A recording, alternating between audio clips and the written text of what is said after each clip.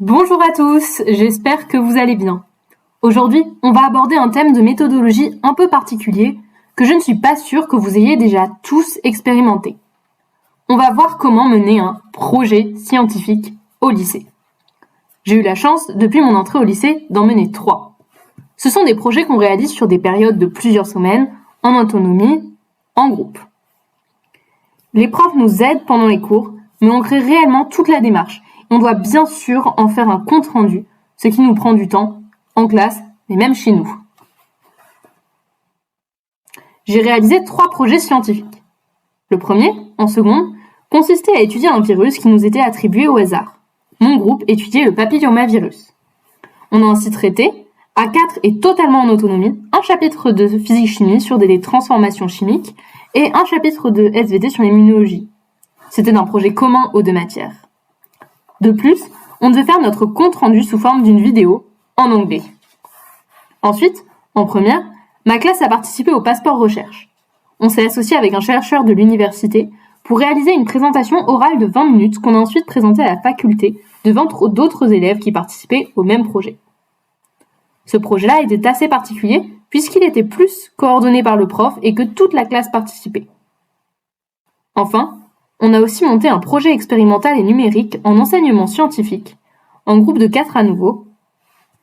Là, ce qui était le plus dur, c'est qu'on devait trouver nous-mêmes notre sujet en nous inspirant du programme scolaire et utiliser des outils numériques pour présenter nos résultats. De ces projets, j'ai retenu quelques points clés que j'ai décidé de vous transmettre pour faciliter votre projet.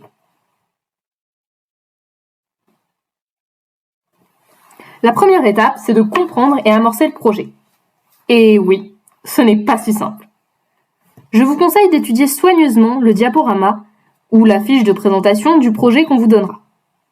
Lors du projet sur le papillomavirus, il y avait une des diapos avec une liste de trucs hyper scientifiques, en anglais évidemment, sinon c'est trop facile, que beaucoup ont ignoré. C'était pourtant la diapo qui récapitulait toutes les informations qu'on devait pouvoir retrouver dans la partie chimie du projet. Si les notions nous paraissaient abstraites, c'est tout simplement qu'on devait les comprendre pour, quelque part, apprendre notre cours et ensuite l'appliquer. Faites une liste de tout ce que vous devez mettre dans le projet. Je l'ai fait à chaque fois. Croyez-moi, les consignes sont trop longues, vous devez synthétiser pour ne rien oublier. Autre conseil si vous menez votre projet en groupe, ce qui est souvent le cas. Les groupes de 4 élèves fonctionnent le mieux. Un projet, c'est long et compliqué. Il faut pouvoir se répartir le travail équitablement. Par exemple, 2 peuvent faire une expérience pendant que 2 travaillent sur la présentation. 1 peut filmer pendant que 3 font un TP un peu compliqué. 3, ça marche aussi, mais ça dépend de l'ampleur de votre projet. Par contre, je vous déconseille d'aller au-delà de 4. Après, c'est trop et au final, vous ne faites pas grand-chose. Trouver une problématique et mener des recherches sur son sujet. Quand on nous donne un sujet, c'est plutôt simple de trouver sa problématique. Mais quand on a le choix, ou que le sujet est vague, pour le passeport recherche, on étudiait les virus. Autant vous dire qu'on a dû affiner. C'est beaucoup plus dur. Vu que vous avez fait la liste de tout ce que vous devez réaliser dans le cadre de votre projet, vous connaissez les attendus, il faut penser que votre projet doit vous permettre de répondre à ces attendus. En enseignement scientifique, nous n'avions pas du tout de sujet, mais le thème « La chimie dans la cuisine » nous intéressait bien. On a alors réfléchi à différents phénomènes qui nous intéressaient. Le gâteau magique nous a bien tentés, mais on voyait mal quelles expériences réaliser. On a donc choisi un sujet où l'expérience était réalisable à notre échelle, la cuisson des œufs durs. À partir de là, il vous faut une problématique. Et pour le coup, oui, chaque mot doit être réfléchi. Vous la modifierez sûrement un peu au cours de votre projet, mais l'idée générale doit être présente dès le début. En fait, il faut que vous sachiez où vous allez. Bien sûr, nous ne sommes que des lycéens. Pour étudier un phénomène scientifique, il est normal et essentiel que nous faisions des recherches. Ces recherches, vous pouvez les restituer dans votre introduction. C'est ce qu'on a fait pour le papillomavirus. Toute notre première partie présentait le virus. On en faisait presque une fiche d'identité. Ou même utiliser ces recherches pour affiner les vôtres. Pour la cuisson des œufs durs, un scientifique a déterminé une équation qui donne le temps de cuisson parfait. Après une première expérience approximative, on a donc utilisé son équation pour mener notre projet. On calculait les variables de la fonction pour donner le temps de cuisson parfait et universel d'un œuf de supermarché en France. Cela nous amène à un autre sujet, les expériences. On est en sciences, la pratique a définitivement sa place. C'était même exigé dans chacun des projets que j'ai menés. Et même si ce n'est pas exigé, c'est trop cool à faire et hyper valorisé. Par contre, votre TP doit avoir un réel intérêt pour votre projet. Alors pensez bien à les relier avec, à expliciter ce lien, pourquoi vous les avez faits. En seconde, on était obligé de réaliser une distillation de lavande. On avait le choix avec du jasmin ou d'autres choses aussi, mais une distillation. Comment relier ça avec le papillomavirus ? Eh bien, on a dit que le papillomavirus entraînait parfois des cancers. On a alors évoqué les traitements du cancer et l'accompagnement psychologique proposé aux patients.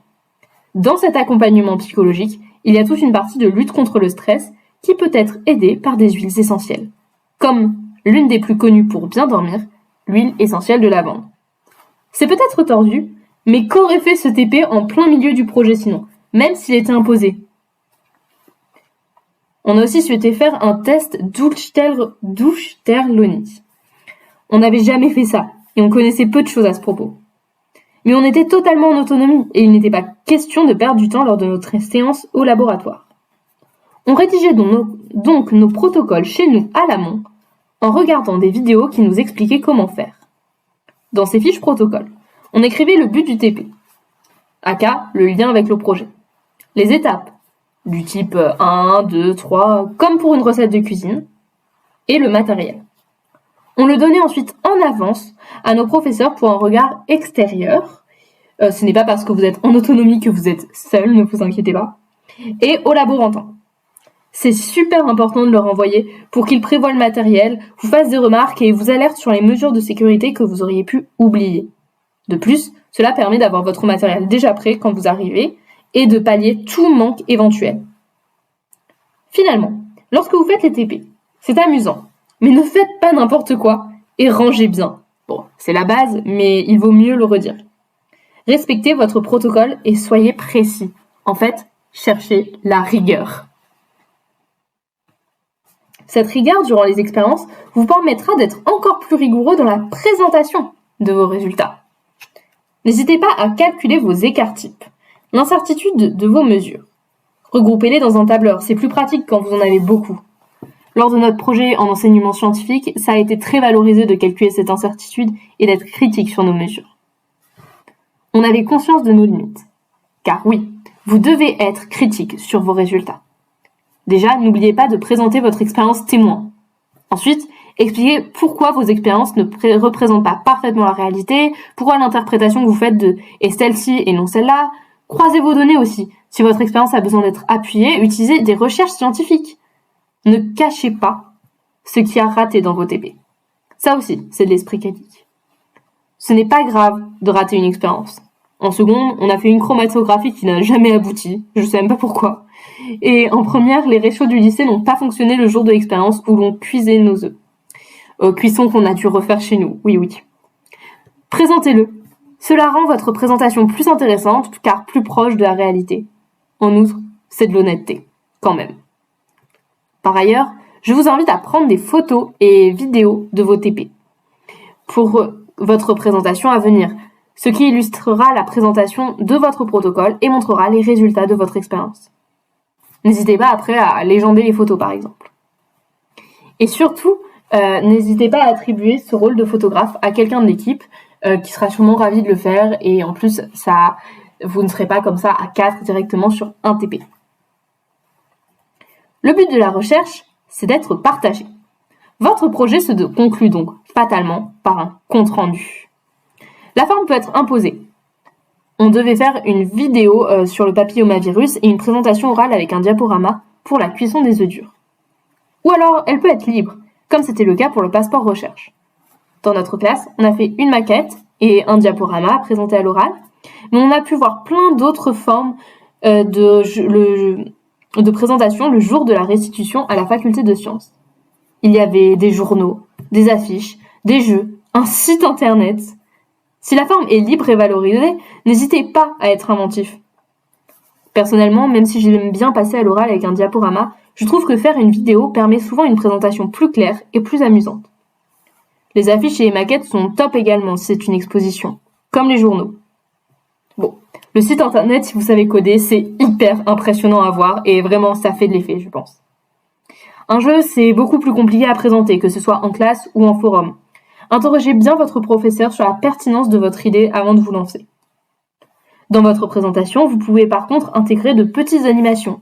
Stop motion, programme Python. On faisait ça en direct pour le projet sur les œufs, pour découvrir le temps de cuisson parfait des œufs durs. Et ça rendait le projet beaucoup plus interactif. C'était aussi notre aspect numérique qui était imposé du projet. Du coup, qu'on avait choisi d'intégrer comme ça l'équation. On avait transformé l'équation en programme Python et l'utilisateur pouvait rentrer directement ses valeurs. Et du coup, en fonction, nous on rentrait une autre et on les montrait directement devant la classe, mais en soi, n'importe qui pouvait utiliser le programme. Dans ce compte-rendu, je vous conseille d'intégrer plusieurs choses. Tout d'abord, un sommaire. Quand j'étais au collège, je n'aimais pas trop en mettre, trouvant que ça coupait la présentation. Cependant, quand on grandit, on apprend à l'intégrer fluidement dans la présentation et ça devient même essentiel puisque c'est de plus en plus long. Vous devez suivre un plan dès le départ. Vous pouvez le modifier bien sûr, mais essayez de débuter avec. Ajoutez aussi une introduction qui explique pourquoi vous avez choisi ce thème d'étude, les enjeux qu'il soulève et vos hypothèses. N'oubliez pas de toujours présenter votre protocole fluidement. Les photos vous aideront. Puis vos résultats et enfin les analyser pour en déduire quelque chose. Respectez la démarche scientifique, en somme. Finissez aussi par une conclusion qui récapitule votre projet et vos découvertes, mais aussi élargit le sujet. Pour le papillomavirus, on avait évoqué les enjeux de dépistage et de vaccination. Pour les œufs, comment nos recherches pourraient être utilisées dans l'agroalimentaire. Et pour le passeport recherche, on avait parlé de l'importance de déconstruire les mythes autour du sida et l'importance de la recherche pour rétablir la connaissance scientifique. Enfin, évidemment, si vous avez fait des recherches, notez vos sources. Et si les images ne sont pas de vous, notez la source même directement sous l'image. Cette vidéo a sûrement été un peu plus longue qu'habituellement, mais le sujet est passionnant et très méthodologique. Et mener un projet scientifique au lycée est long. Ça nous apprend à nous organiser, à anticiper et à aimer un peu plus la science. Je suis très contente d'avoir eu ces opportunités, j'espère que vous les aurez aussi. Bon, ok, c'est un travail noté, mais c'est le meilleur travail noté. J'ai essentiellement réalisé cette vidéo pour des élèves qui auraient du mal à structurer leur présentation ou à planifier leur projet. J'ai essayé de synthétiser au maximum et j'ai l'impression de ne pas avoir non plus fait trop long. J'espère que ça vous aura aidé, que vous soyez dans le cas où vous avez un peu de mal ou pas du tout et c'est juste pour mener votre projet. N'hésitez pas à me poser des questions en commentaire et je vous répondrai bien évidemment.